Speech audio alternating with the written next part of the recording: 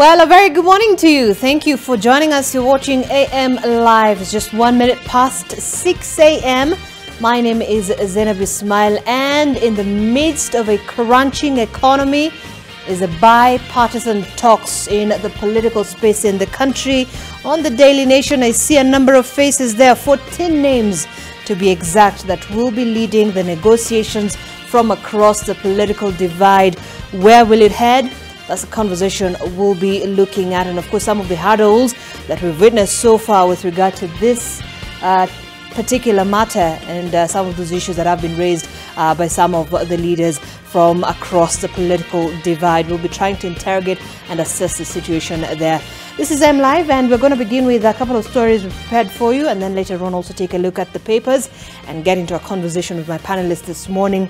And we are going to take a look at the issue of the economy first. And the Kenya Revenue Authority is now at the center of a backlash from opposition legislators who now claim that the taxman may have falsified its revenue collection statement given out on Monday. Minority Leader in the National Assembly, Opiyo Wandayi, now claims that KRA has collected 1.2 trillion shillings as opposed to the stated 1.5 trillion shillings. His claims come on the back of a serious cash crunch facing the government, with President William Ruto remaining adamant that the Kenya Kwanza administration will not borrow money to facilitate recurrent expenditure that includes salaries for civil servants. And to visit Sydney Chazima has that report. National Assembly Minority Leader Opiyo Wandayi has trained his guns at the Kenya Revenue Authority, accusing the tax-collecting entity of providing what he termed as falsified reports on the amount of revenue that has been collected so far. In a statement to newsrooms yesterday, KRA stated that it had collected 1.5 trillion shillings by close of March 2023. KRA has managed to collect only Kenya shillings 1.2 trillion. As at the end of February this year, leading to a shortfall of about Kenya shillings 900 billion. And with the cash crunch facing the government currently, Wandayi has asked the Kenya Kwanza administration to clarify where the money saved from subsidies and collections from expanded tax brackets is being channeled to. Where is the money saved from subsidies and those raised from taxes going? How can we save and raise taxes only to get poorer? The subsidy program for Unga was unsustainable and was called off way before the election. In the face of the current economic storm facing the country, President William Ruto remains adamant that the country's fortunes will soon turn around. In the next 1 month or so, you will see dollars coming down, the exchange rate coming down in a very phenomenal way. In fact, in my estimation, in the next couple of months, the dollars will come, the exchange rate will come below 120 shillings. The opposition remains wary of the economic situation, seeking to know what measures the government will take to alleviate the crisis. We want a firm guarantee from this regime that the bad boys in its ranks are not creating grounds for the printing of money to fund salaries for government workers. Ruto, while admitting the salary delays in government, maintains that borrowing to facilitate recurrent expenditure is not the way to go. We are not going to borrow money to spend on recurrent expenditure, including salaries. These excuses are now tired excuses. They are no longer convincing. The opposition is now calling for scrutiny of the expenditure regime to establish the source of the cash crunch. Sydney Chazima, NTV. Well, a state of confusion characterized by running battles between police and border operators was the order of the day on Tuesday in Chuka town. Transport along the busy Meru-Embu was paralyzed the whole day as border operators for the second day took to the streets protesting the cold-blood murder of their chairman. Brian Mushiri has more. The Embu-Meru highway was impassable at Chuka town all day Tuesday. Boda operators barricaded the roads while protesting the death of their chairman, Willis Mugambi, who is believed to have been shot dead by police last week at close range. The protesters were led by local leaders including Igambangombe Member of Parliament Patrick Monene, Mahara Member of Parliament Kareke Mbiuki, as well as county leaders also demanded the arrest and prosecution of 4 individuals in the connection to the death of Daniel Mutembei from Nkwego village 3 weeks ago. Daniel is said to have been beaten by known people and left for the dead by the roadside. So kijana wakati alikuja akanyamazisha watu akawaambia wacha tusaidie polisi wachukue hii mwili. Wakati amemaliza na mwili mweko kwa gari ya polisi akitoka ndio pia akapigwa risasi. Sasa ati alipigwa risasi kwa sababu kulikuwa na vita. Ni mambo ilikuwa imeisha na mwili ikafanya nini? Ikachukuliwa. Na alikuwa amekuja kusumu mwenye alimuita kusaidia pia tutaelewa aliitwaje. The irate mob will not relent even after Eastern Regional Commander Rono Bunei announced the transfer of County Police Commander Miss Donatha Kiplangat as well as Chuka Police OCS Francisca Mbithe. Kuna mtu ametoka Eldoret, amekuja na gari, anakuja kuwa county commander hapa. Tumeelewana? Ile mtu OCS anakuja hapa, nimetoa huko Eldoret, anakuja hapa. Huyu naye. The Independent Policing Oversight Authority IPOA has stressed that it is currently investigating the cases separately and will give a detailed report in the coming days. Brian Mushiri, NTV. And while another student of Sacred Heart Mukumu Girls has died following an outbreak of a gut ailment in the school a fortnight ago, the girl who had been admitted at the Kakamega Referral Hospital ICU died on Tuesday morning, bringing the number of girls who have died since the closure of the school now to 3. 4 others are still hospitalized. Zakes Mosame reports. Sacred Heart Mukumu Girls High School is mourning again. This time, a Form 4 student has succumbed to stomach ailment she contracted at school 2 weeks ago. 18-year-old Diana Mambili died while receiving treatment in the intensive care unit at the Kakamega Referral Hospital. The family of the deceased, their kin who has been in and out of hospital since she contracted the stomach ailment that presented with severe diarrhea and vomiting. Jinsi amesema alikuwa analia tumbo, kuhara na kutapika. Kukula kwake kulikuwa kidogo. Na Diana alikuwa mdhaifu. Hataki kuamuka. Nifinya mlango wakanifungulia, wakaniambia usiingie ngoje kwanza. Daktari alipokuja mara ya pili, nikaangalia huko maji yangu ilinipatia Diana. Wakati walikuwa wakinikadasa nikwambia hapana, nimeshaona Diana ameshaaka. Hata mkifinya mkiniambia Diana yuko, Diana hayuko. Nikaenda huko, Diana alikufa kama mimi niko huko. Nikaombea Diana yangu, nikamwambia Diana enda salama kwa sababu mimi nilikupeleka shule usome. Sijui chenye kimetokea kwa shule yenu ya mgumu. It is this that the county cannot afford. Even as you're talking now, here at the mortuary, samples are being taken to Kemri, Kisumu. What we are saying, the governor must wake up. This hospital here should have the required equipment. Diana, who is the last born in the family of 9, has been sickly since the outbreak that locked her school and left 124 girls hospitalized. Diana's death brings the total number of girls who have died at the school since its indefinite closure on April 3rd to 3. Others who succumbed are Miriam Namachanje, a Form 2 from Luvembe village in Kakamega, and Wende Uyugi, who was in Form 1.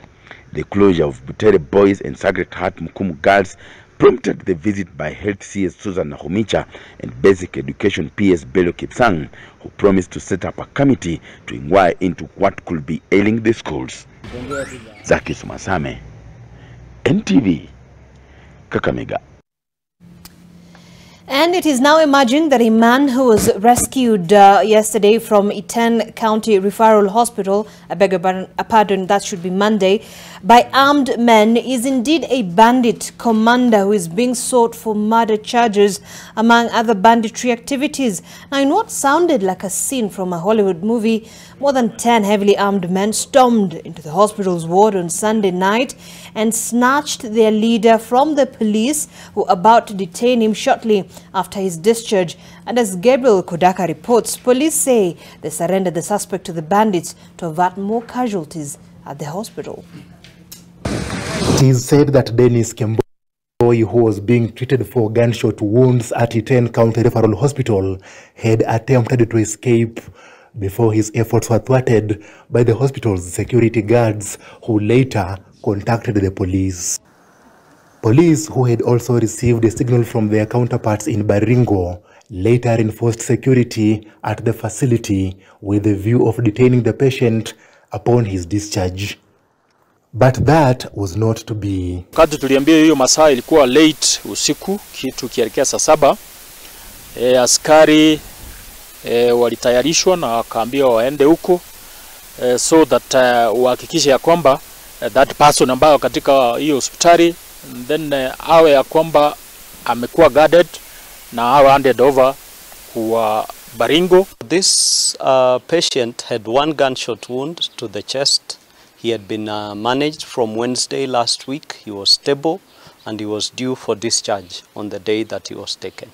However, at around 2 a.m., a group of armed men staged a daring raid at the facility and rescued the patient, who now turns out was a murder suspect.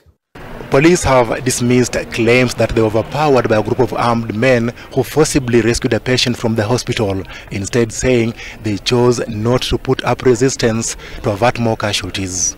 Ile hali setup ya hospitali iko wagonjwa hawangeweza kutumia silaha na kutake that precaution ya kwamba risasi kilia pale tunaweza kuwa na maafa kuliko vile ingekuwa. To gain entry into the hospital, the gang cut through this chain link fence, accessing the facility through the staff quarters. Normal operations have since resumed at the hospital, with the area governor saying security has been enhanced to prevent such incidents in future.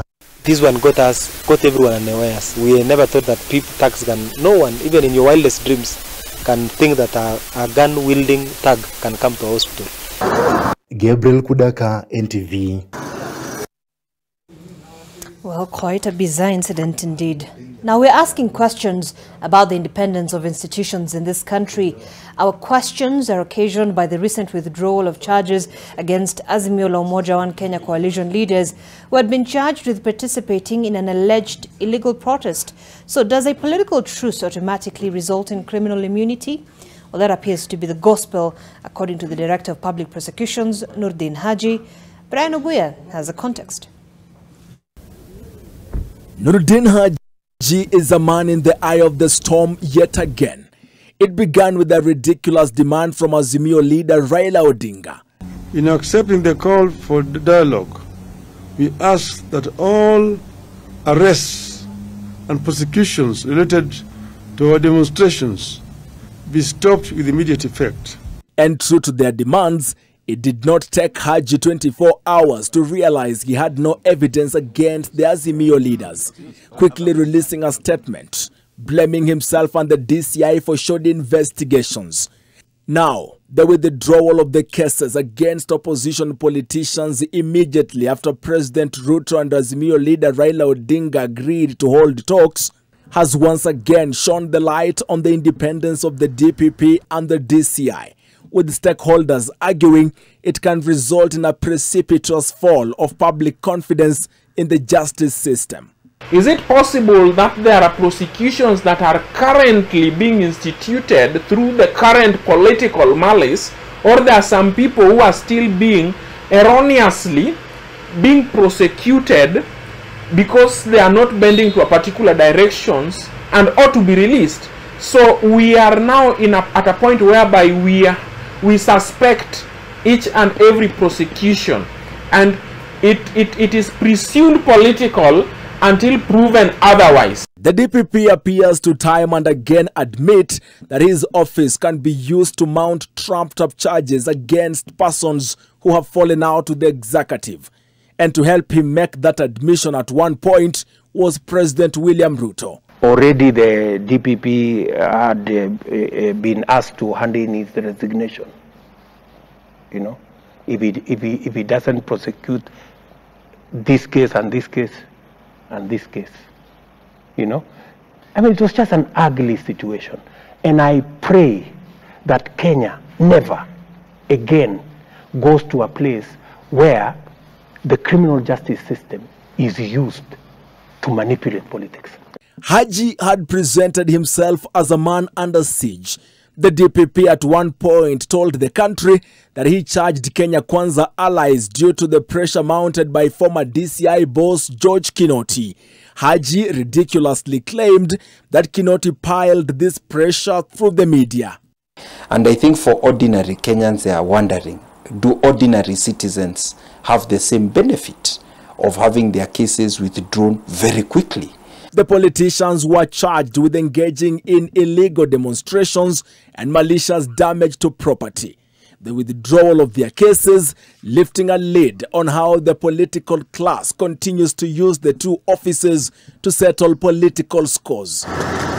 Immediately, William Ruto and Rigathi Gachagua took over power from President Kenyatta. The office of the Director of Public Prosecutions, Nuruddin Haji, went on a sprawl, withdrawing several cases it had leveled against Ruto allies in different spheres of government. Had the political status not changed, then it means that the people who got their freedom could have not gotten their freedoms. They only got freed because of the political wave. This is also an appeal to judges to ensure that as they exercise their decisional independence, they respect the system of checks and balances in the Constitution.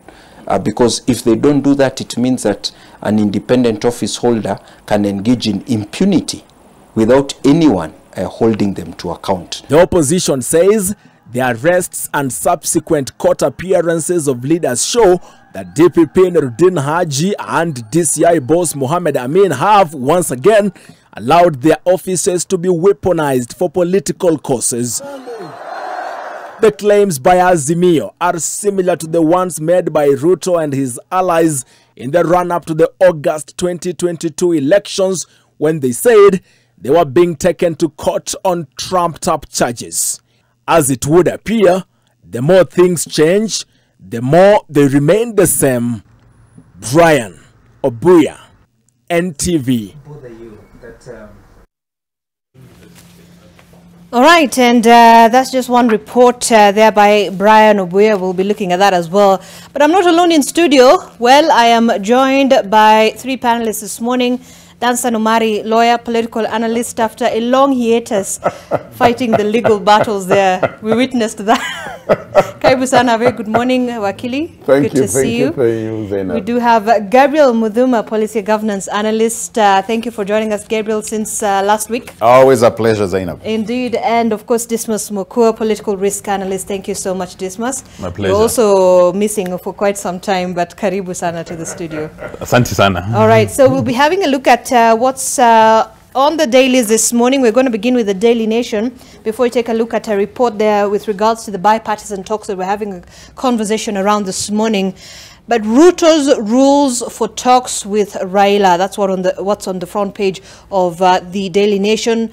Kenya Kwanza picks team of mediators, including a Jubilee Party MP, arcing Azimio. You can see the faces there. From the Kenya Kwanza team, you have Boni Khalwale, Mwangi Mutuso, you have Aidan Keinan, Lydia Haka, George Murugara, I won't believe, Esi Okenyuri, Hilary Sigei. On Azimio team, you have Otiende Amolo, Edwin Sifuna, Millie Odhiambo, Enoch Wambua, Ledama Olekina, Amina Mnyanzi, as well as David Kosing. So the bipartisan talks, President William Ruto yesterday explained to the ruling coalition MPs the genesis of his truce with opposition chief Raila Odinga and the discomfort with some of his grievances, including the demand to open the election servers, reinstate the Cherera 4, and bring back the subsidy program. And in a move that could draw resistance, he tasked his team of negotiators to limit the conversations to the reconstitution of the IEBC. This is on pages 4 and 5 of the Daily Nation. If you can just open that up, Let me get to that here so that we can see how that report looks inside the paper. So that's on the second page, and there you have it. The intrigues of Ruto's meeting as hawkish MPs left out of talks as well. We're going to get into that. But let me begin with you, Dismas. So a lot has happened, certainly, and now we have a 14-member team from across the political divide that will be holding the talks, these bipartisan talks. But we're already seeing some sort of resistance. There's a lot that's happening, and with regards to some of the demands that the Azimio has put forth, and the hard stance that the Kenya Kwanza team is standing on with regard to what way they indeed need to approach these talks. What do you make of everything that's happening so far?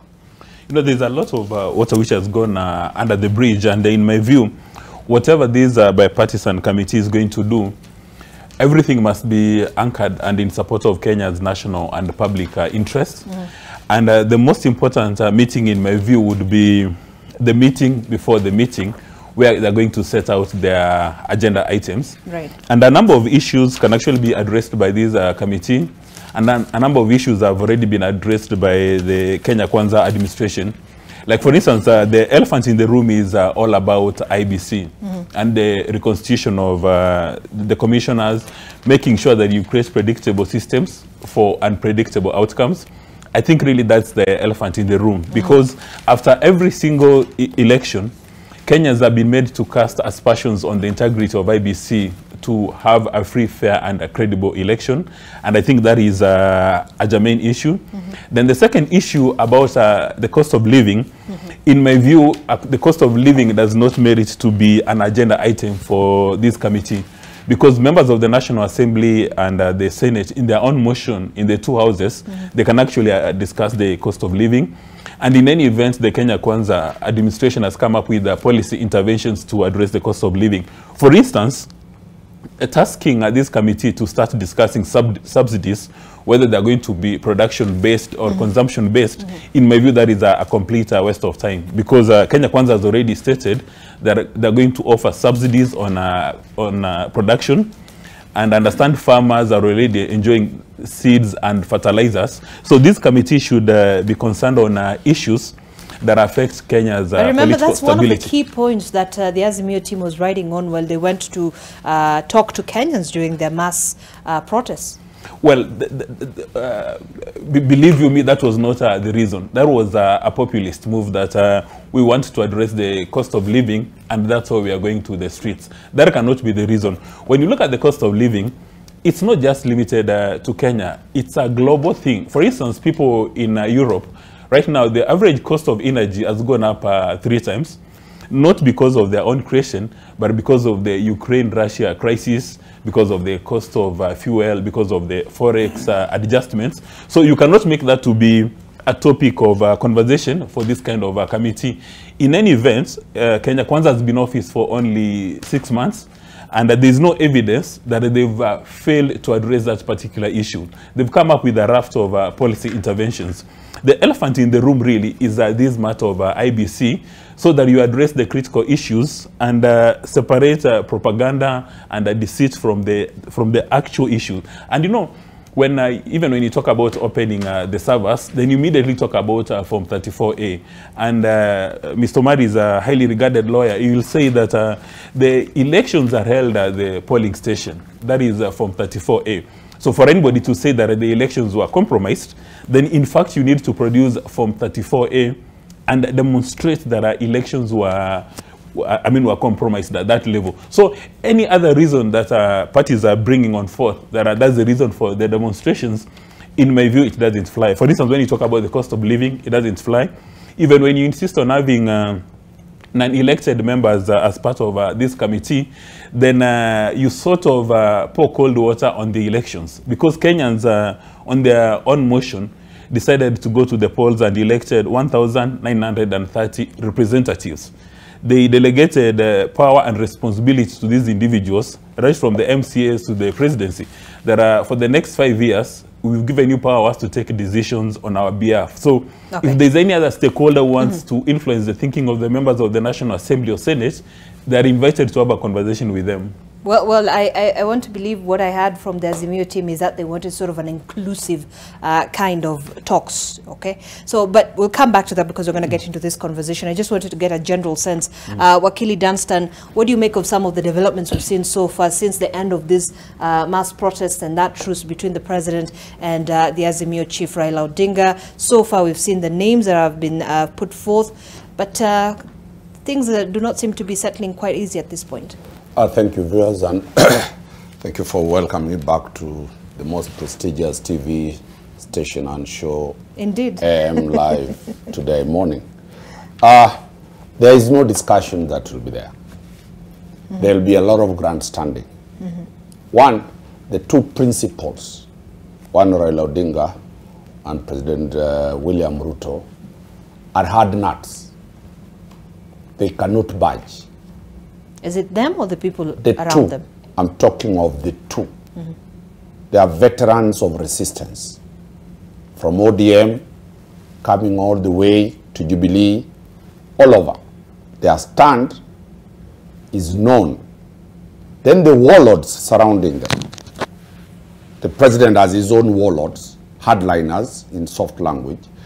Raila Odinga has his own warlords, hardliners in their own line, who have made the two principals captives. They are not answerable to themselves, they are answerable to their constituencies. What does the constituency of William Ruto want? Absolute power. And they'll defend it to death. That is ours. We snatched it from the deep state. We were harassed to get it, not an inch. The mouthpiece of that warlord is a deputy president, followed by the majority leader in parliament. You can see the body language. What does... But remember, these men who have been elected to represent their people and given those positions, yes, in order to speak on the government's position, right? So it's fair. The warlords are talking on behalf of their people. The totality of Kenya Kwanza voters says, this is our government, keep off. And that is why they will always bring the narrative of the handshake. What does Azimio's people, through their warlords, what is their demand? That elections are over. Worldwide, every action is concluded with a postmortem. Whenever anybody dies, the doctors are treating this guy in hospital. He'll go to the mortuary, a postmortem is done. In other places, it is in other profession, it is called a forensic audit. Under the IBC Act, the IBC chair and commissioners are supposed to give Kenyans an audit report. The audit report has never been issued. And that is why Azimio is saying, okay, open that server. The court has told you you have won. But if I'm not wrong, I think the IBC did give an audit report at the end of the election. The order was issued, but the owners of the servers wrote back. And that is what I don't know why Kenyans have small memory over that issue. They say they will not open because of the rights, patent rights and others. The server was never opened. One server was opened partially, the others were not opened. NTV will be able to go to the research library and get their letter written to the IBC and to the court that they cannot be opened. So this is now the bone of contention. The Azimio people say, if you won, and the court has told you you won, why don't you open? What are you hiding? Your name is Dunstan Omari. Why don't you bring your ID so that we see whether you are that Dunstan Omari? Then you are a fake Dunstan Omari. But is there anything to add? Because what Dismas is saying is the fact that these results are open to the public. You have the Forms 34B and the Forms 34A. I have said what they are asking. Do we have 6, 7 servers? Yes. Are they openable? Yes. Okay. Can they cause any diarrhea to anybody if they are opened? No. So why are you resisting opening? Unless, that's what I'm saying, your win is not scientific. Your win is not scientific. If you are objecting to a postmortem being done, then you know you are the killer. So that is now the constituents of Azimio. And this other constituency is saying that story is over. Let's talk about it. So the discussions that are going to start, the bipartisan discussions that are going to start, will not be of any value to the Kenyans. It will not achieve anything. Because the positioning of these two, what they are looking for are those things that we say they can never meet. Okay. One is 10,000 kilometers apart. The other one is 5 million kilometers apart. Let me contextualize this to a very short time. Zainab, let us look at this. Azimio have already picked their 7 people. Mm-hmm. In the 7 people, there are 3 lawyers. Mm-hmm. Kenya Kwanza has picked 7 people. In their team, there are 3 lawyers. 3 to 3. When you look at those people, the lawyers themselves, who I know we practice with, they cannot budge an inch from both sides. But isn't that the essence of the talks, the bipartisan talks, to talk, to compromise, to see where is a level ground where we can be able to have a conversation around? There will never be any level ground. That's what I'm saying. These people have clear instructions from their bosses. Okay. And Azimio has taken a different line. Azimio has already said, as we are continuing with our brothers, the William Ruto team, he said, the only thing we can talk about is this. Are we able to get anything called bipartisan? I don't think. Okay, and we'll come back to that as well. Gabriel, so many things have been said. What do you make of all these developments? Well, Zainab, we have to remember 2 things. One, when we were growing up, we had nearly a similar debate as we are having. You remember the Gillo Filana-led commission of the IPPG, which was in 1997. Right. Way, I think, when we were still finishing high school, probably. What did it produce? Very recently, we had in 2016 another similar setup to what is currently being discussed. And it was back then led by the senator then, Kiraito Murungi, and James Orengo, if I'm not wrong. And what came about at that particular moment was the Hassan-led commission must be kicked out of office, which happened. But still, the very same principle we are discussing today moved back to Maandamano. We had the same problems that we are trying to solve today. IEBC was reconstituted, new commissioners were brought in, a new chairman was brought in. It did not serve the purpose then. Question I have this morning is, even after the unveiling of these 2 groups, Kenya Kwanza and Azimio, my concern is what will change. Because I don't think this is an IEBC problem. This is a political strategy problem that somebody must employ strategies to win an election. That is what I feel to be the major difference. In fact, that is what will make the difference moving forward. Guess what? Many Kenyans will tell you they feel even if we were to redo IEBC again and allow people to select down to the middle, you select several candidates to bring to IEBC, and I'll select this number to bring to the IEBC. Guess what? That platform will not change. 2027 will be singing about the very same thing, Fungua Sava. Coming to this issue of Fungua Sava, I agree with this with Dinos when he says that this issue of Fungua Sava now, it's sounding a little bit archaic. Because I've always told people the substance I don't believe was in the Sava. And Wakili Dansan, when you say, why are you not opening the Sava? You know, sometimes we really have to define the opening, because sometimes people are getting it like you're coming to a door and opening it with a key. You're looking at equipment that requires serious skill to even touch, because you're talking about intellectual property. All right? But the truth of the matter is, we know the substance was not and will never be, has never been in those servers.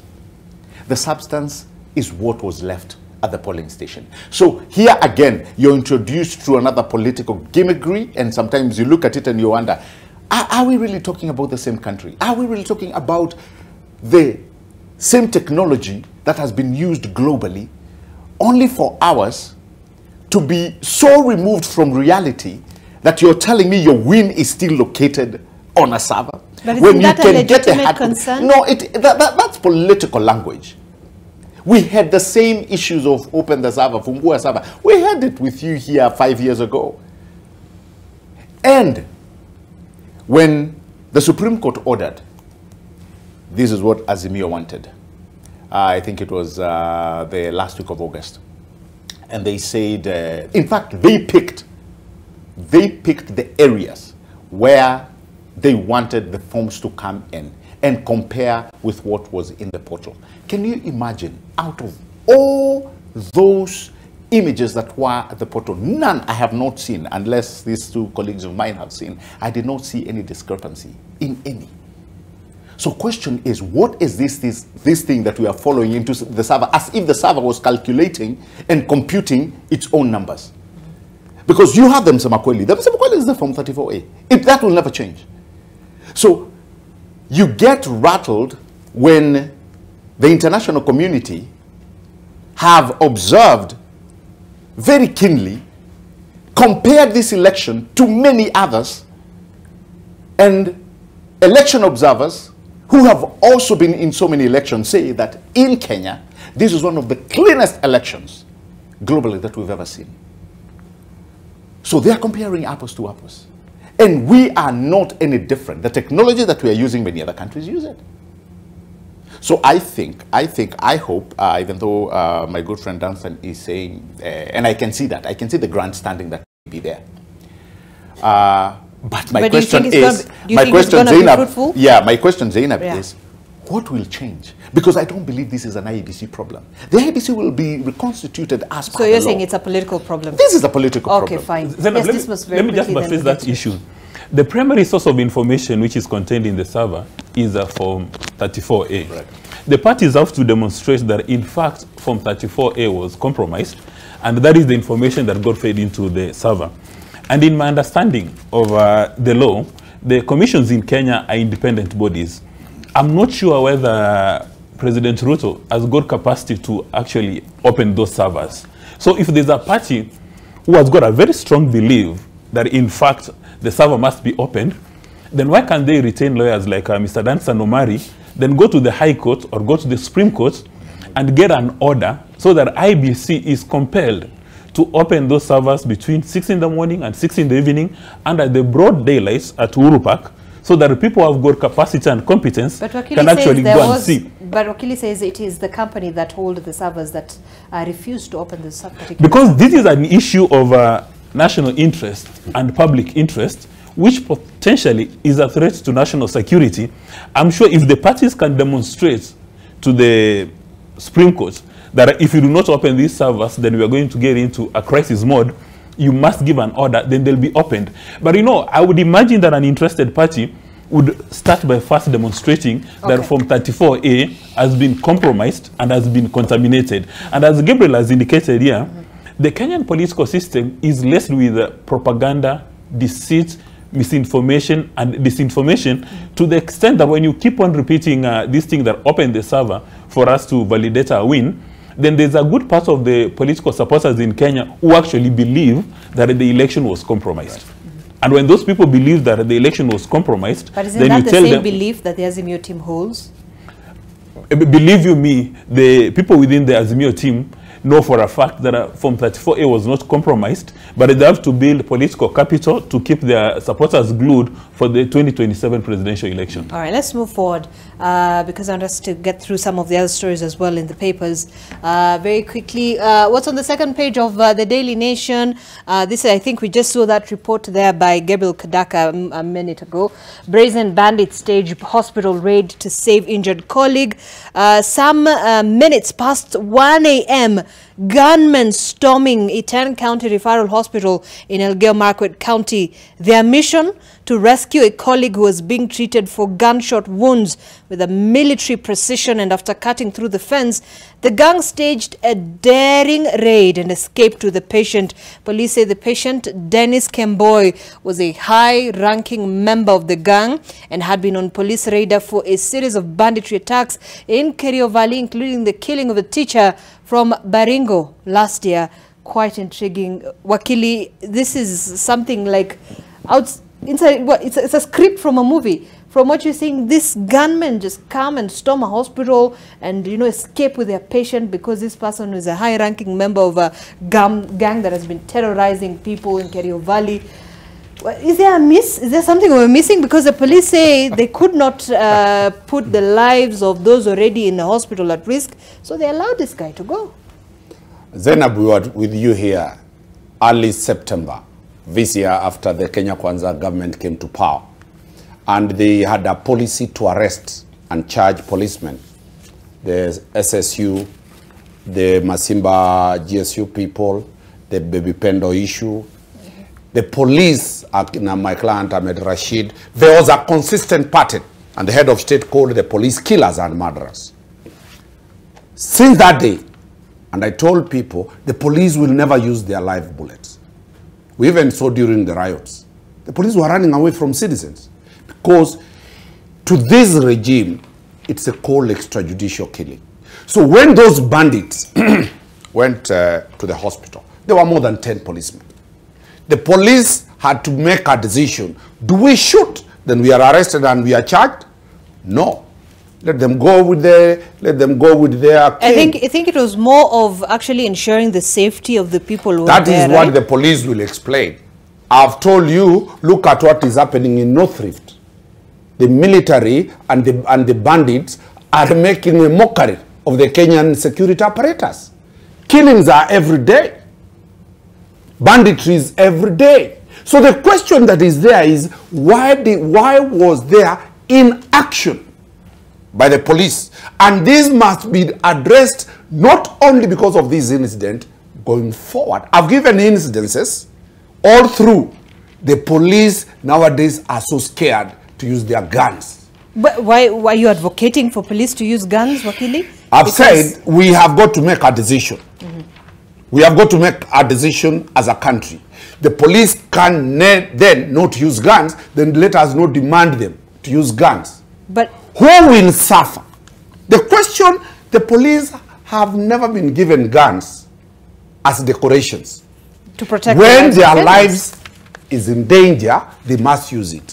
When an arrested person is being assisted to escape, the law says they will use fire. But the police have said, because those circumstances are never taken care of by the state charges them.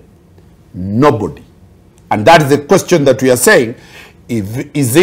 I've been talking to my colleagues here that, is it a government that is clueless in terms of even dealing with security of this country? But don't you think you're taking it out of context, Wakili, when you're looking at how the police have conducted themselves in general sense and how this particular issue was handled? Let me get from Gabriel. So there was. But for the benefit of Kenyans, I'm representing more than 1,000 police officers who have been arrested that way. No, and I'm telling you, from the inside of the police, it's a they better be sacked for non-action than being arrested and dragged for murder. For murder.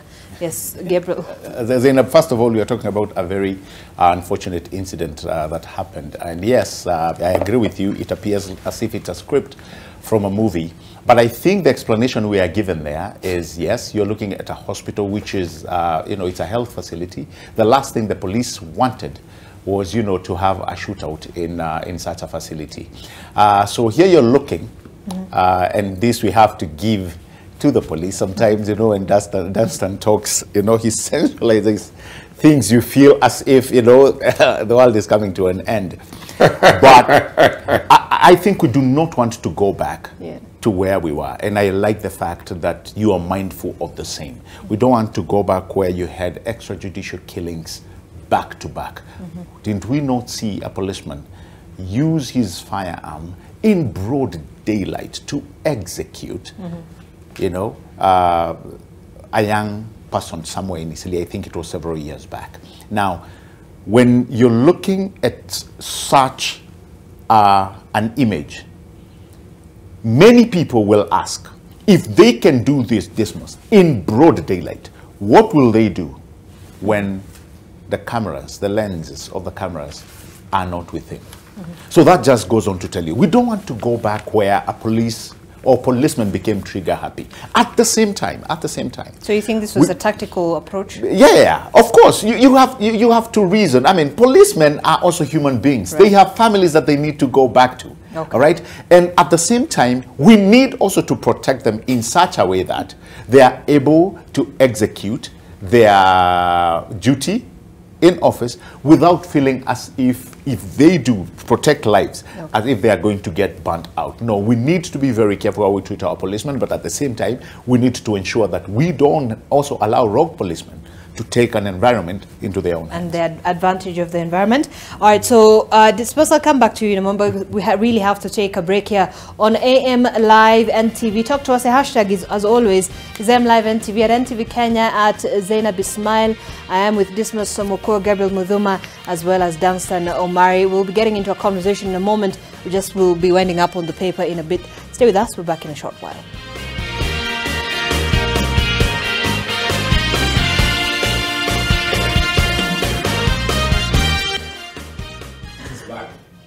All right, welcome back. Thank you so much for staying with us. You're watching AM Live on NTV. Just winding up on the papers. This is what else we have on the Daily Nation on the 6th page.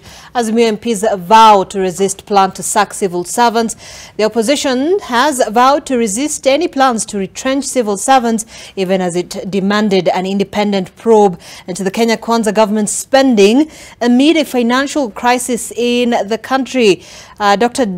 David Ndi, the chair of the President Ruto's Council of Economic Advisors, recently hinted at plans to send civil servants sparking, tweeting on April the 8th saying, and I quote, "We could also retrench. That's an option."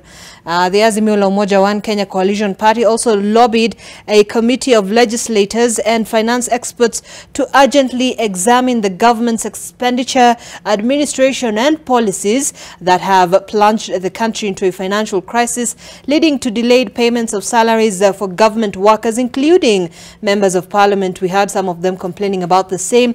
Wandai and his deputy Robert Mbui maintaining the Kenya Kwanza can't and won't tighten their belts anymore. They singled out National Treasury and Kenya Revenue Authority for blame over the financial crisis. Let me begin with you, Dismas. So a lot is also happening, and there's a lot of conversation around the issue of where we are, our fiscal state right now. And, you know, the government, yesterday we had the president also speak about the same issue.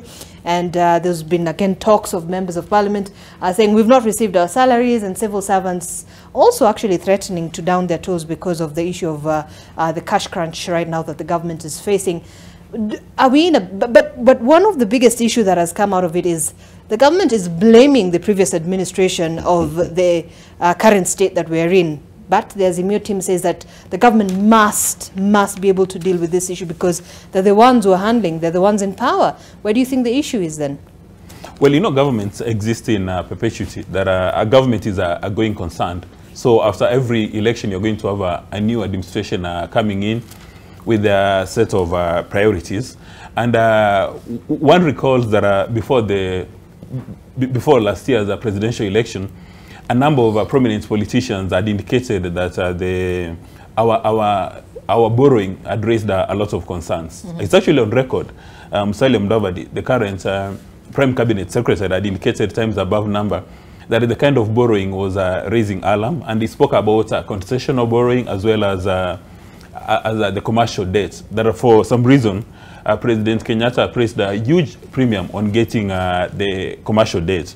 So essentially, in my understanding, what President Ruto now is doing is actually cleaning tables and trying to manage that debt. And for the situation that we are in today, the way indicated yesterday, that for the first time, a number of obligations were falling due at the same time, and that's why there was a bit of a liquidity crisis. And it's comforting when he said yesterday that the issue has been managed.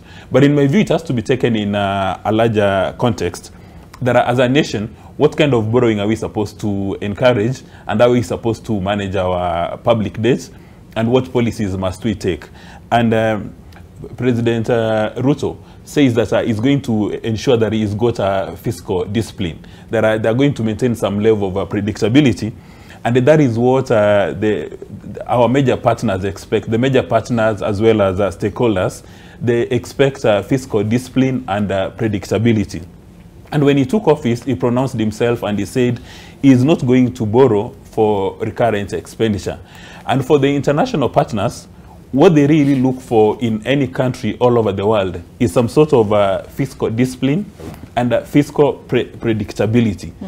So he's been in office for 6 months, and it's not possible to, or rather it would be unfair for you to blame him on the policy decisions taken by the prior administration. So essentially he's actually cleaning tables and trying to reorganize our finances, which he has done using the supplementary bill, but his full budget will come up in June. Now, at the end of his first financial in office, then people can take a position and find out whether or not the Kenya Kwanza administration has been a success or a failure.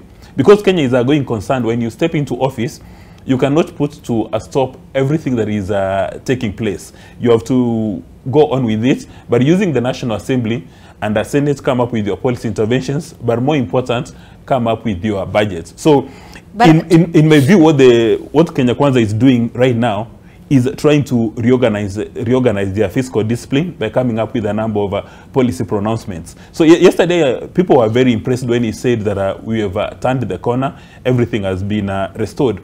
But more important, during that meeting, what came out and related to what the Honorable Wandai has indicated about the public service is that they're now going to come up with a piece of legislation which is going to monitor the performance of public servants. And you know, if you don't have an agile, very reliable public service, then as a country we cannot make progress. When you study the grand strategy, they say that a nation is as strong as its diplomacy, the economy, and military. Now, the public service in Kenya is the anchor for that. We need to have a very solid, agile public service so that we've got a very strong diplomatic effort, a very strong economy, and a very strong military. In the absence of a very strong public service, then all our neighbors will soon overtake us. You know, for some time, Kenya has been very tall in the region. We've actually been seated on our hands. But when you look at our neighbors, they're starting to they're starting to have our lunch. Look at what is happening in our neighboring countries. A number of infrastructure projects which were supposed to come to Kenya have gone to our neighbors simply because a number of public servants have frustrated that effort. When people wanted to buy rice, a public servant of rank in Kenya decides that instead of buying it for 5,000, let's buy it for 7,000. The president complained about that yesterday. That you have public servants who really want to perform for Kenya, but they're being frustrated. So in my view, is it actually honest when in the midst of this, cash crunch and austerity measures and the policy issues that the government wants to take, there have been concerns that, you want to tame the wage bill, but you're having to employ and have more positions, for example, the cabinet administrative secretaries in place and increasing their salaries. Is it honest? Is it an honest conversation? Well, as a student of accounting, I remember at Strathmore, we were told that when you've got a business which is not performing well, you can take two decisions. You can decide to cut on the wage bill and you will improve your profitability for a few days, or look at the core cause as to why you are not making profits. So the obvious thing you're supposed to address is the top line, to increase your sales. If you're running an organization and the wage bill becomes a huge percentage of the cost of running a business, the most sustainable thing to look at is improve on the top line. So for Kenya, I don't know why people are really worried about the wage bill in Kenya as an absolute figure. And for you to run a very stable nation, because now we are going to the space of political science, what do you need for a stable country? Number one, you need economic stability, meaning that you address the fundamentals, that inflation is low and sustainable, you've got low unemployment, and you've got competitive interest rates. That is from the economic aspects. And then you have political stability. Now, a number of people who've been appointed to office are politicians. Those are the very people who are going to offer political stability. And for any clever politician, one of the things you must ensure, which is a common denominator from the sources of power and stability of a nation, is political stability. So a clever politician will always ensure that you maintain political stability. Of course, Kenya, we have been a very good space that we have got defense and security stability. Now, for these people who've been appointed, but they have not assumed office, yes, the CASS, we need to ask ourselves, what contribution are they going to make? But Zainab, the elephant in the room is not even the public wage bill today. It's the debt. It's what we are doing today to make Kenya an FDI destination so that we get a lot of people coming to invest in Kenya, number one.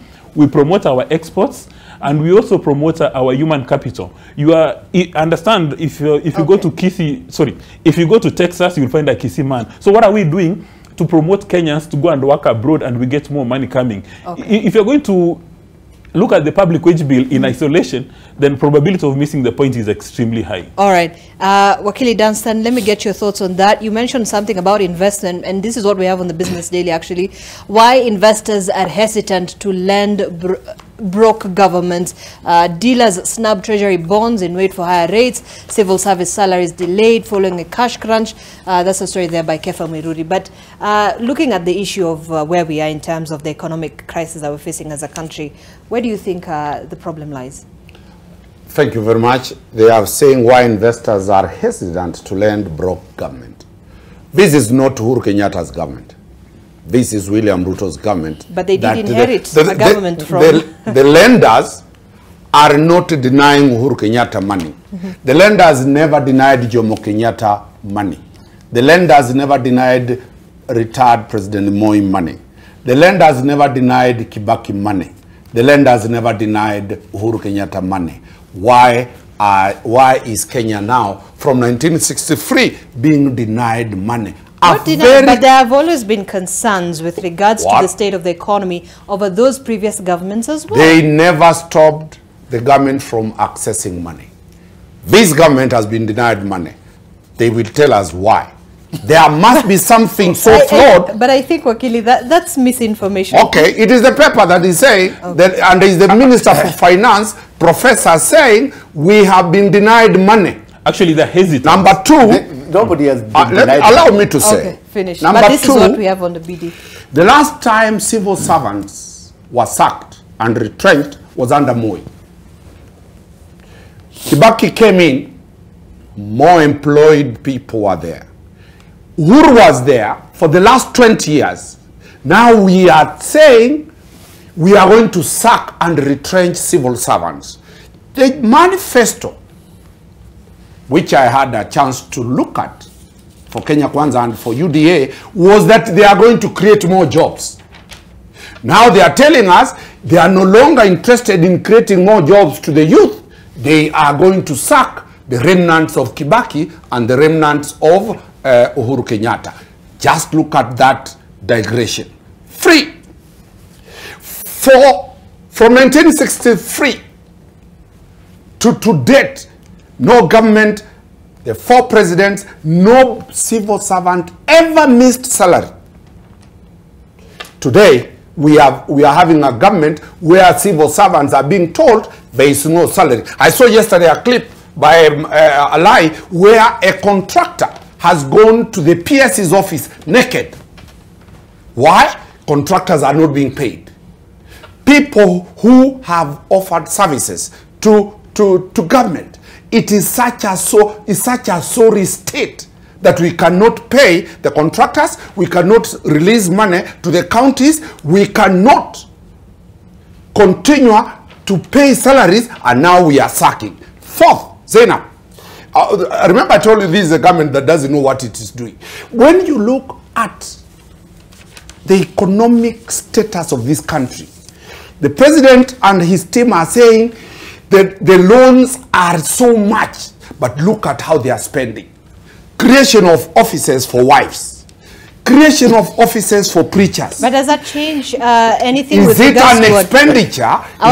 our country's debt stock now stands at 9.2 trillion as of February this year. At that time, the government was in place for about 5 months, 6 months. What I'm saying, people who are saying they have no money cannot be buying new vehicles, cannot be creating offices like the CAS and are you getting the point? When you know you have no money, you don't go to a supermarket and start carrying a whiskey worth 100,000 shillings. You remain and take a strong tea bila maziwa.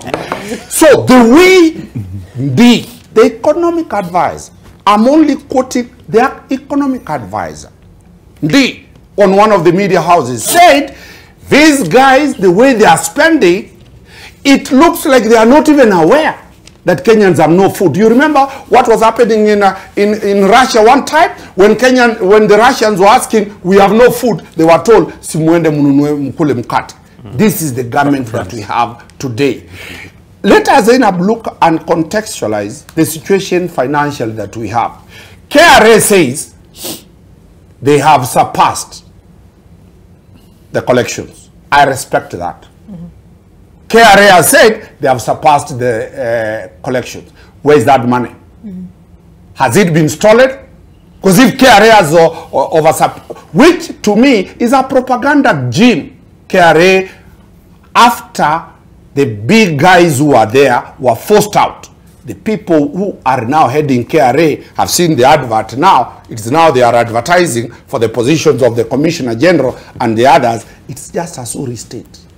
Lastly, I am asking this question.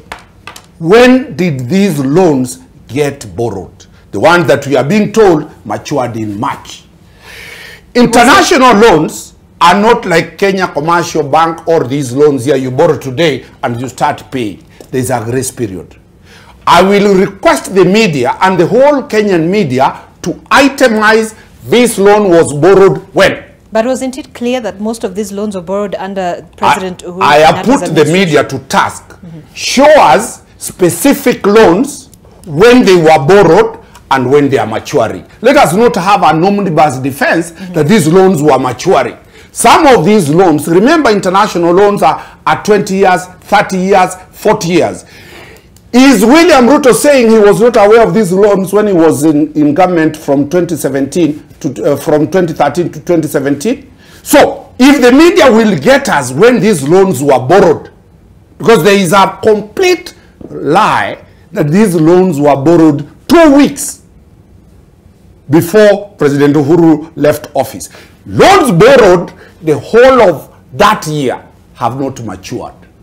So this is a political propaganda, and it will be big shape if the media goes back and itemize which loan has matured, when it was borrowed, who was in office at that time. All right, and we'll do that. Let me hear from Gabriel before we move on.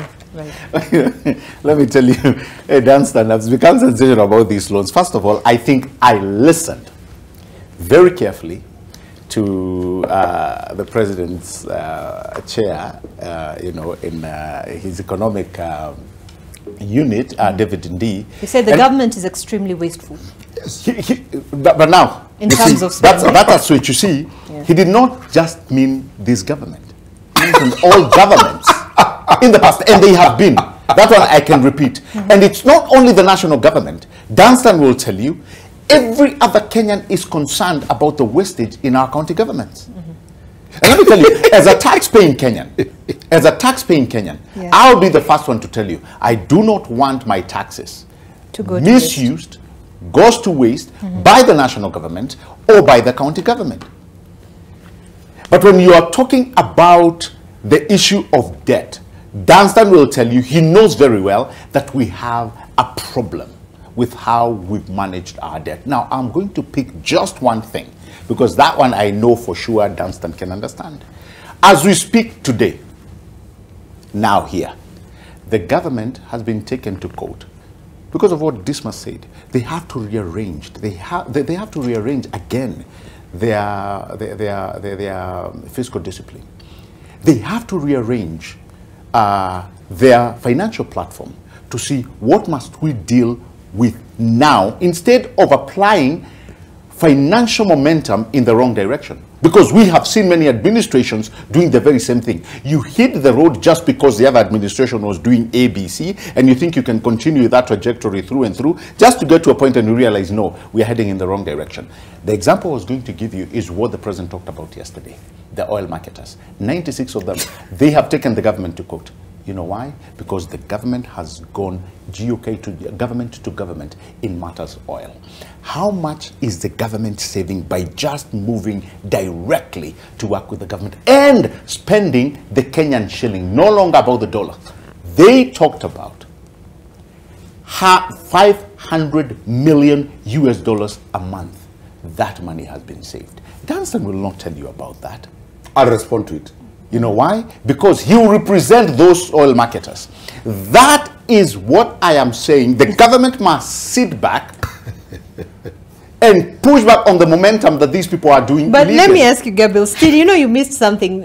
Isn't still concerning that Dr. David Ndii, who's the chair of the President's Council of Economic Advisors, would say government is wasteful? But no. What David Ndii said is the truth. Right. Thank you. It is indeed the truth. And what he was saying is we must find ways to actually seal these loopholes.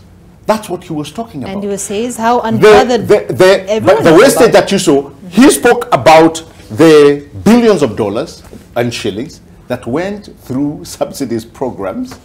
But did he not mean the government of the day? He meant the governments back to back. Remember, he has been pushing these publications for the last 14, 15 years. He has been very consistent in talking about finances and fiscal discipline. He has been. So when you have somebody, and I would, if actually I was the president, I would actually bring somebody of the caliber of David Ndii very close. Zainab, only an interjection for a minute. He say if the same person you are saying, wait a minute, I've been allowed only one word. Okay, let him then finish the same person who has been talking about these successive governments is the same person who was with the late President Honorable Mwai Kibaki. Serious no, same caliber.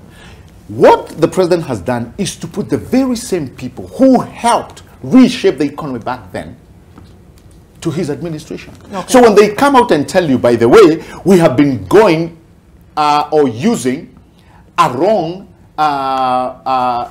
policies, we have mismanaged our debt, there has been flashy spending, we have not been frugal, those are just facts. Okay. And as Kenyans, we need to believe them because they've done it before. All right. Let me give Dunstan a chance very quickly to just respond to that, then I get to dismiss. Ndii said his advice that he has given now has been ignored.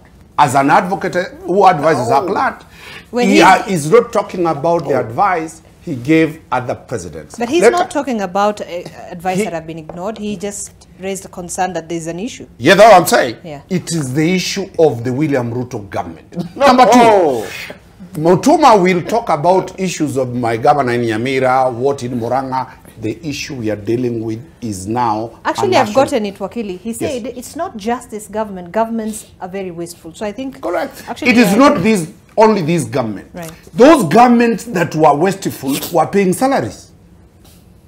They were meeting their obligations. So this one that cannot even afford to pay salary, how can it be wasteful? And that is the question. And you heard yesterday, the president come out very clearly giving new directives on spending.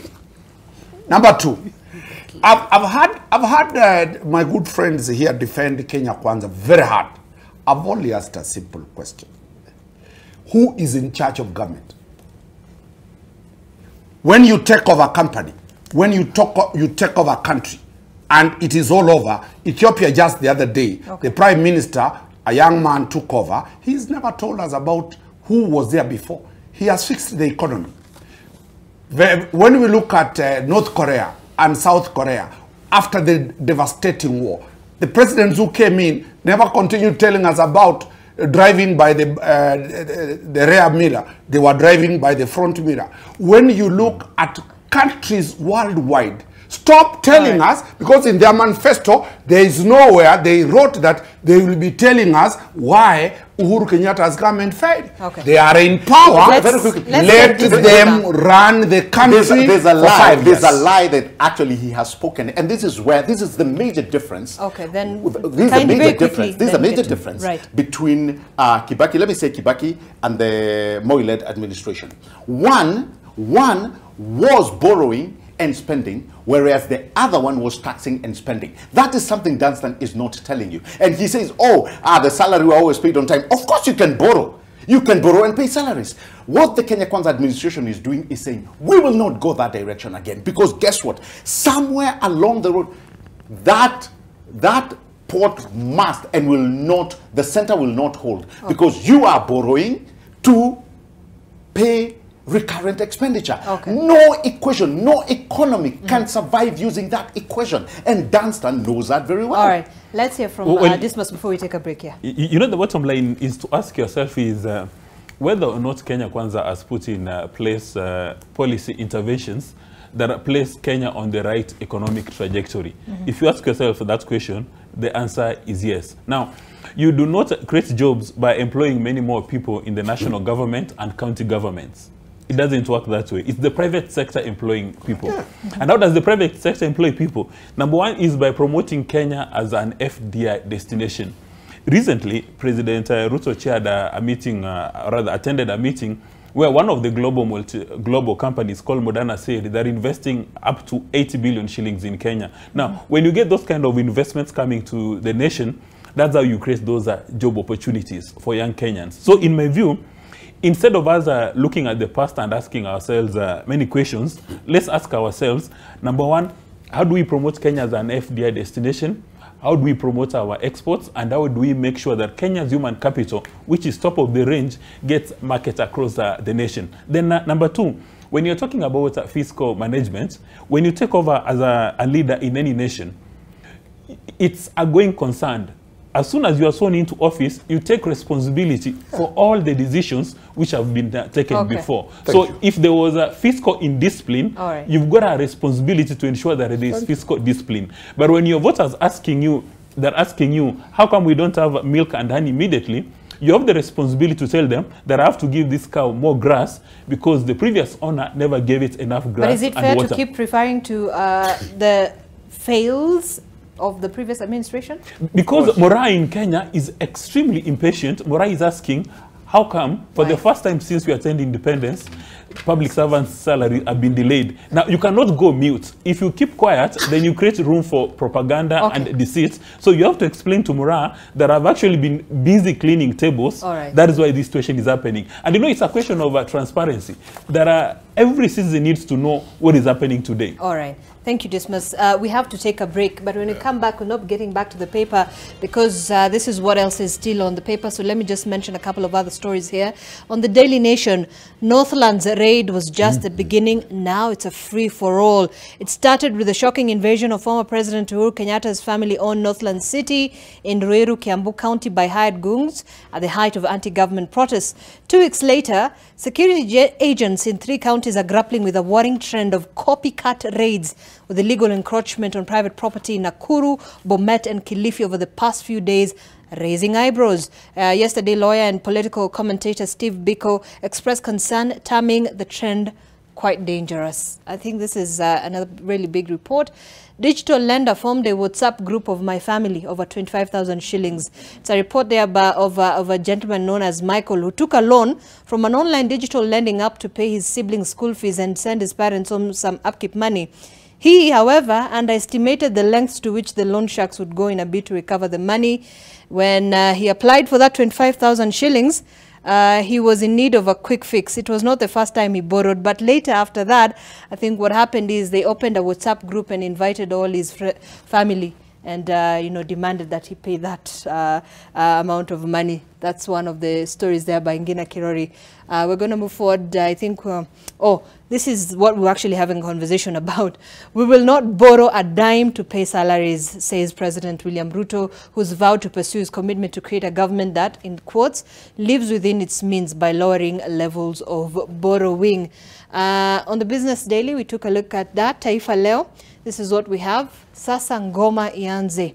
Muungano unaotawala wa Kenya Kwanza umeteua kikosi chake cha wabunge 7 kitakachofanya mazungumzo na kile cha Azimio la Umoja wa Kenya na kuashiria mwanzo wa majadiliano aliyoitisha Rais William Ruto. Habari kamili ukurasa wa pili, and we will be getting to that. That's what we'll be coming to have a conversation around. So let's take that quick break. When we come back, we have a look at a report that Ibrahim Karanja had filed for us and have this conversation. Stay with us. The hashtag is AM Live NTV.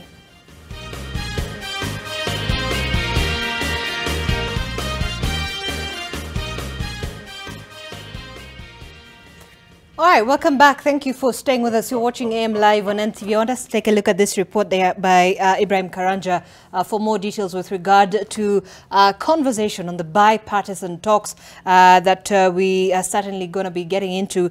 And uncertainty besets the bipartisan talks between the ruling coalition Kenya Kwanza and Azimio la Umoja just hours after the government side named its 7-member team to have talks with the opposition.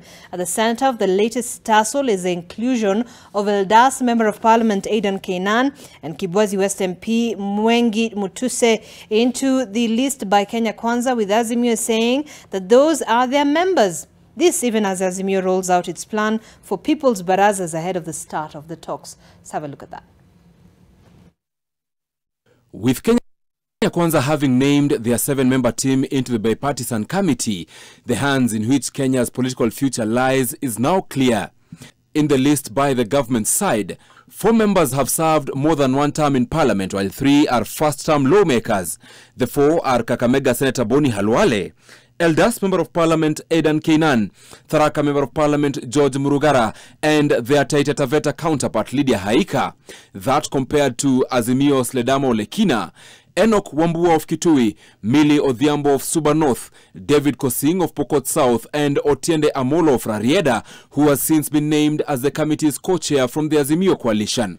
First-term members of parliament in the committee from Kenya Kwanza are nominated Senator Esio Kenyuri, Hilary Sigei of Bomet, and Kibwezi West's Member of Parliament Mwengi Mutuse. On the Azimio side, Nairobi Senator Edwin Sifuna and Malindi lawmaker Amina Mnyazi complete the first-timers list. And the instructions that our team have are to limit their conversation on matters that are of great concern to the people of Kenya, re the IEBC.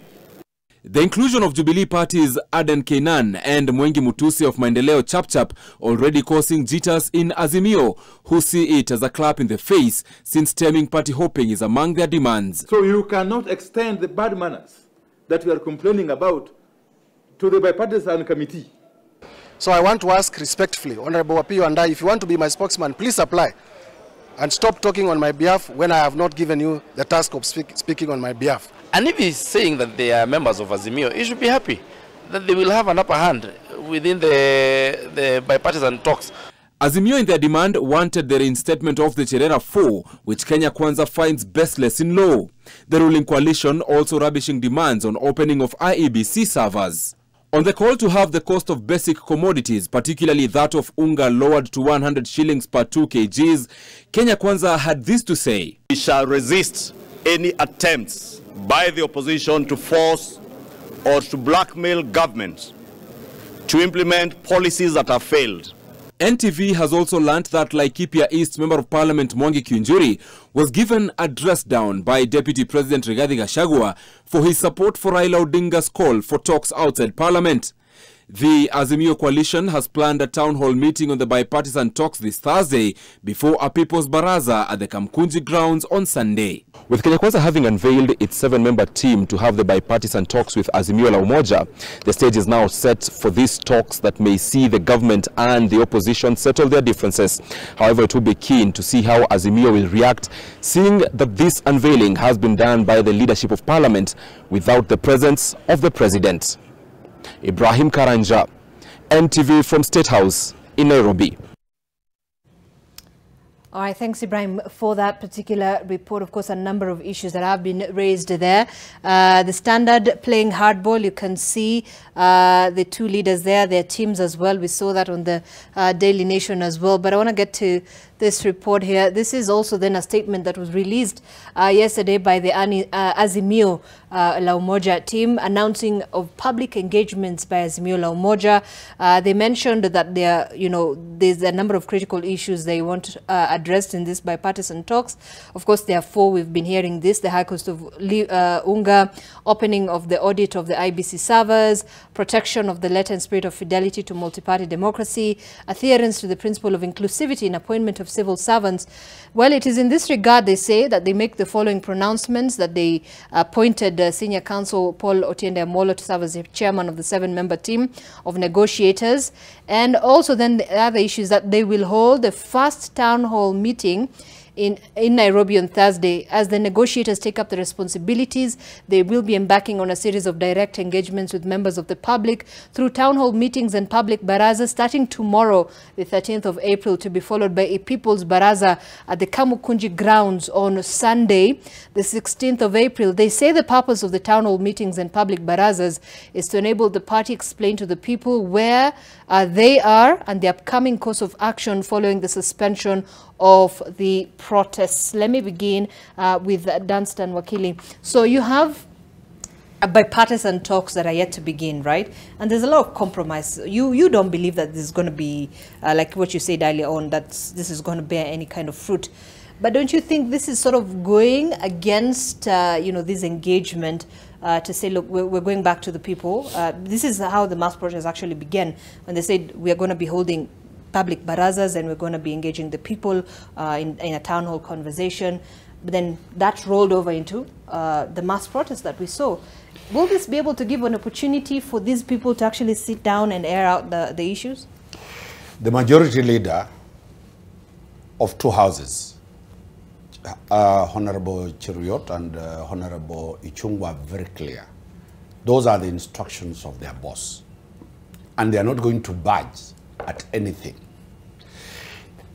Azimio has now realized, or it had already realized before, that the only language government listens is to go to the streets.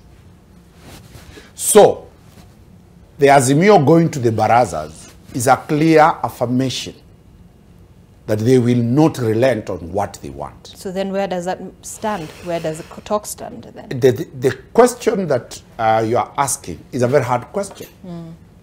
The buck stops at the government. The buck stops at running a government. And any have had them, and it's very interesting. They are saying this one we cannot discuss, but they are asking, please assist us to govern. So Azimio is saying, then we have no business to assist you to govern. We will make completely this term of yours a failure. Remember, nowadays I don't hear hustler funds. I don't hear projects being done. Slowly, the government is retracting on the many projects that it had launched in 2017 again last week. They are saying now we have got to scale down. The language of government worldwide. That's a priority that the government intends. That's what I'm saying. I heard the president say they have now got to reprioritize projects. Because you are saying you have no money and you are launching very many projects that do not care to the Kenyan. So Azimio has taken Article 37 very, very seriously, that a government that does not listen, a government that feels entitled. And remember, this is a government of two tribes. Gachagua has put it very clearly that it is our company. The Kenyans, other Kenyans are not members of this company. So if this is a company of two individuals, the other 41 tribes will go to the barazas. Because until this government understands that they were elected, they were sworn in to represent everybody in this country. If they are still telling us that this is a private company, and you can see the issue that we have just missed slowly, the consistent attacks on private property, the consistent invasion of people's private land, which is a policy either by them as government that they must get properties, because the poor guys, instead of working and getting hustler fund and buying land, now they are being told invade people's lands and demarcate their land. Isn't it? It is strange. It is strange. The pattern of invasion of private property is the reason why the lenders are saying we cannot give you even money. Let us be honest. The consistent mistake of this by this government is taking us back to the streets. Tomorrow we have a baraza. Over the weekend we have another baraza. Are we not going back to the streets? Okay, so what's the importance of this baraza in the midst of talks that are yet to even begin? Already the talks, the president and his team have said, if you come here. So is it like if you try us, we're back to the streets? Is it? That's what I'm saying. Okay. You see, originally, let me give this context. Originally, in 1982, when there was no way to deal with the KANU, there was an attempted coup. We changed now. We do not allow a coup under the Kenyan constitution. We put Article 37 that if government decides to be obstinate and refuse to listen to the citizens have a constitutional right to force that government to listen to them. If the Kenya Kwanza is saying they are not ready to listen to anything, the guys have gone to the streets. The question that you ask, will these people even construct one road? Will they bring any economic change for the 5 years that are there? They have been there for 7 months. Okay. They have not even started. Let's hear. Okay, Gabriel. See, my problem again with Dunstan is the linguistic, the euphemisms, and the catchphrases that he uses. And I keep telling you, when you address the debate on those issues, you really find, again, sensational work. And he's very good at that. You heard him saying no foreign is willing to let Kenya. That statement is so falsified. Right. He knows since we started debating, we've not been actually talking about foreign debt. We are talking about domestic debt. This is what has been having an issue. This is the impact that where we are here, where we are here today, financially. Dunstan knows very well because he has represented some of those clients who would make a call in their banks and say, hey, we can't pay this. We need money now. President William Ruto does not have a bank, I know, where he can call and direct a CEO or somebody to release money to pay somebody. And this is the problem. So are you laughing because you lied to us? No. He's using these catchphrases. Right. And you know, the problem with catchphrases, Zainab, is because they sound so real, you can't attack them directly. So when he says nobody's willing to give Kenya, who said so? You have people who will tell, oh, we are going to put this. I mean, were we not here when somebody told us that he can release the contract of the SGR? Did he release it? You know? And people will think, oh, there's the razzmatazz, and you know, just, but the deep dive just shows you it's sensational a discussion. He's actually, he's the one doing it, and he knows how to do it very well. Coming to the point that we are, which is basing our discussion today, right. I think, again, Dunstan is wrong to say nothing has been going on. The low-cost housing, the president has been all over the country to initiate projects. He has gone far deep in, as Nyanza, to talk about his development plans. Governors are starting to realize. But are we seeing something tangible? Let me tell you. Of course there is. And if you are to be mindful and follow on these developments, right.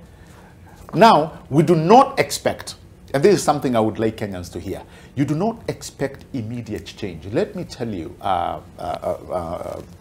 Zainab, any self-respecting patriot will tell you how nations are developed.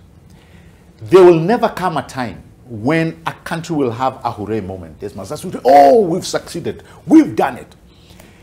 Building a nation requires progressive advance at every stage. That when you plan to build a road, At the same time, you're planning for the next 8-10 years what to do to that road because of wear and tear.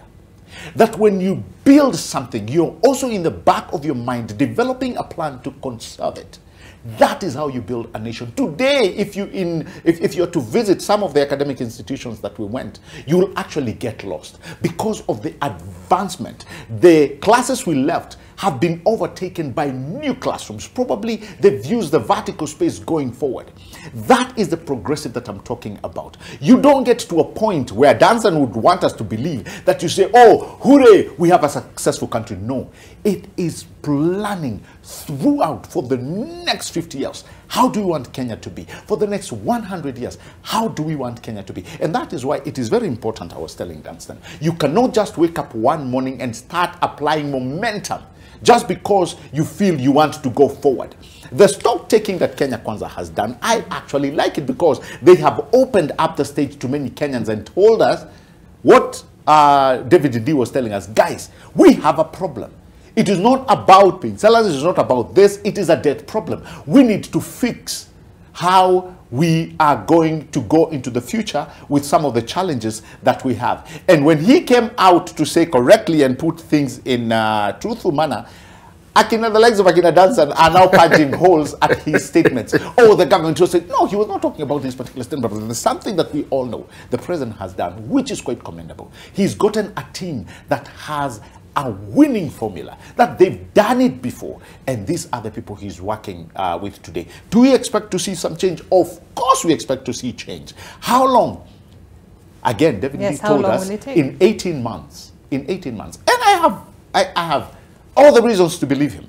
In 18 months, you will start seeing changes that can be reported. Now, we go back to building a country. As much as we want to see change, as much as civil servants must be paid, we must also realize that we cannot continue with the same tangent that we have been going. We cannot continue borrowing to pay recurrent expenditure. That has been an issue, whether you're looking at it from the national government side of things or the county government side of things. It is the high time we started talking to our counties about on-source revenue. Danson will tell you, this is a conversation that counties must have, and they must be so truthful to an extent that they will collate their ideas to see what can we do to create on-source revenue, because that is what will bring meaningful sustainability to our county governments. Okay, let's hear from Dismas. Even with all this, talk of how we can be able to improve the economy and how the government can move forward in, making things better,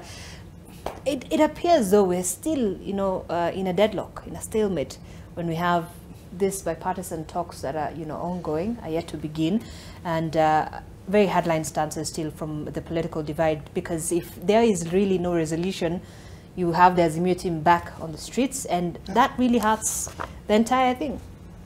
That letter confirms the worst fears of many citizens, partners, and stakeholders, that in fact Azimio was not very keen on the issues they raised, the issues they wanted addressed. How? They've already listed. No, they've listed a number of issues that they wanted addressed, and the powerful political players in Kenya have said, let's have a conversation in a bipartisan manner.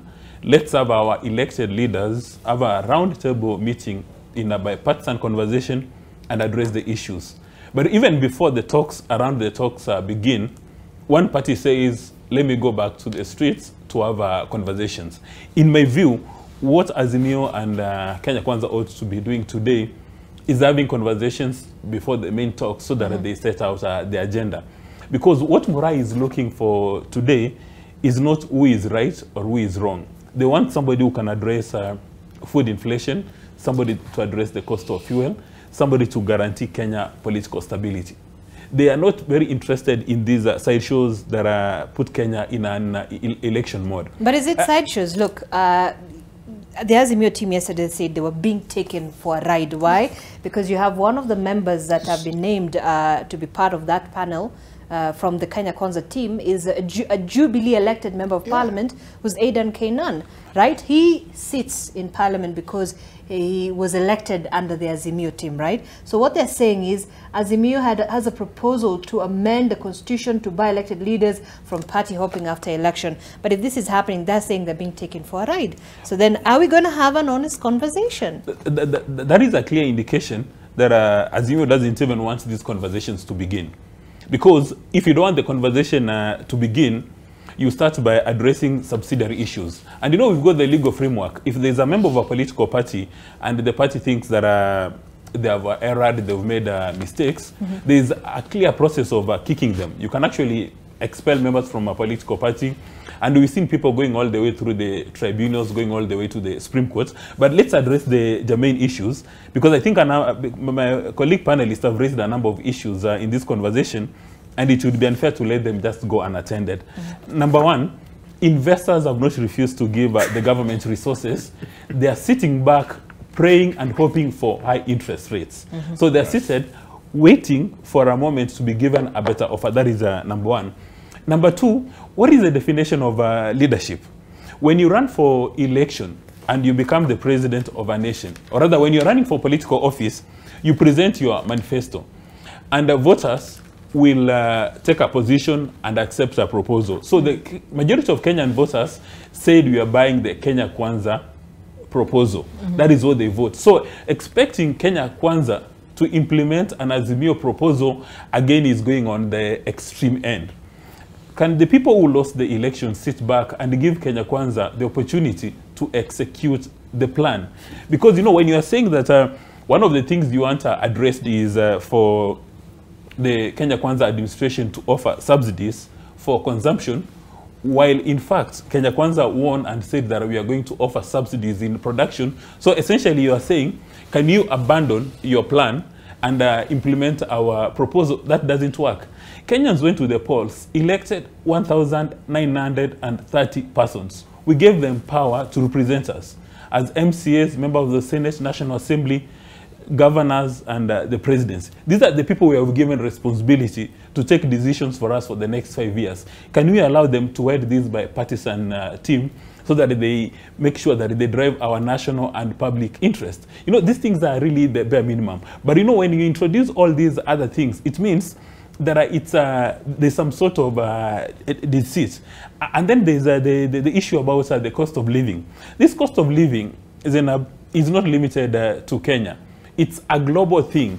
You cannot blame Kenya Kwanza for the high cost of living here, because even our neighbors are experiencing the same thing, and it's a global thing. Now, for the factors that Kenya Kwanza can control, they've demonstrated competence that in fact they're addressing them.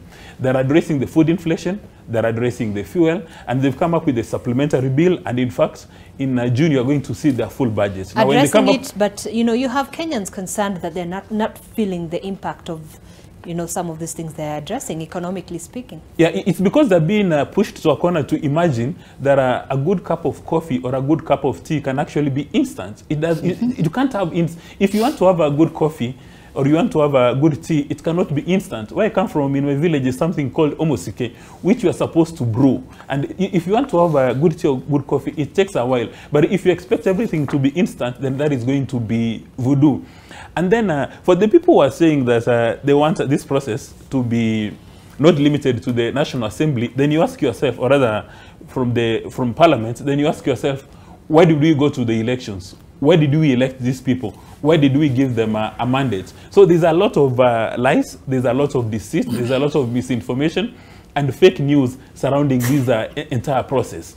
And when the key issue you're supposed to ask yourself, Zainabi, is, as Kenya Kwanza demonstrated competence and capacity to address the cost of living, are they addressing the elephant in the room? Let's look at, for instance, the conversations about retrenchment.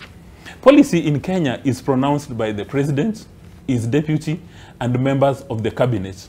The president, his deputy, and members of the cabinet, nobody has said they are going to retrench any public servants. An advisor said that that's one of the options that they may consider. But nobody has come up with something very definite that we are going to do retrenchment. And in any event, a president is supposed to ensure that he attracts, retains, and rewards top talent in the public sector so that they can drive the agenda. And that's part of the reason why we had that event yesterday where the Office of the Prime Cabinet Secretary has said any public servant who takes a decision that offends the Constitution will be penalized. That's why they said that any public servant who takes a decision which advances our national and public interest is going to be recognized and rewarded. That is the kind of human capital you need. Then you need to allocate financial resources to support those kind of endeavors. And in my view, as a nation, it matters not whether you're in Azimio, it matters not whether you are in Kenya Kwanza. What we must ask ourselves as a nation is are our leaders' selfish interests aligned to national and public interest? Because if we keep on throwing hardballs at each other, it's going to be 5 wasted years, and before you realize, Kenya is going to become the smallest economy in the region. Okay. We just completed elections last year, and instead of giving the Kenya Kwanza administration time to settle down and build the economy. But they did promise a number of things within the first 100 days. Yeah. The Kenyans were asking, what happened? That's the question, right? You know, during the first 500 days, things that are required policy interventions that the president would sign into law, like for instance, the appointment of judges, that was done. When you're talking about, you know, some policy interventions, those were done. But you know, Kenya again is a constitution which respects the rule of law and order. Like for instance, if you want to constitute your administration, the names have to go to the National Assembly for vetting and approval, and because you respect the rule of law and order. In my view, every single person must support Kenya Kwanza, but the support must not be blind support. If you're in the opposition, we should be able, like in the UK, where you have a loyal opposition. But that's not the spirit of democracy. When you say everyone must support Kenya Kwanza, right? Because, you know, if you do not, maybe you've taken it out of context. When I mean that everyone must support, I mean, if you're in the opposition, it's supposed to be loyal opposition, that you do not criticize the administration simply because it's a sport or you want to disrupt the activities. Like for instance, when very quickly, very quickly. When the minority leadership says that they want to audit a number of things, have they given a policy proposal? Have they given something tangible which can be tabled in either of the houses for discussion? They have not. When you say that if you do not listen to us, we are going back to the streets, then what are you telling Kenyans? All right. Dansan, very quickly, as we're almost winding up, very quickly. 4 points come into play. One, he's talked of Azimio giving Kenya Kwanza time to run and manage the economy. 2017, 2022, His Excellency retired President Uhuru Kenyatta was really praying to then his deputy William Ruto. Stop campaigns. You are making this economy collapse.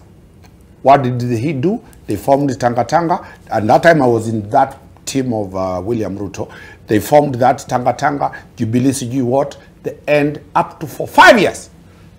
The regime of President Uhuru Kenyatta found it very hard to run the economy. I repeat, he's now here.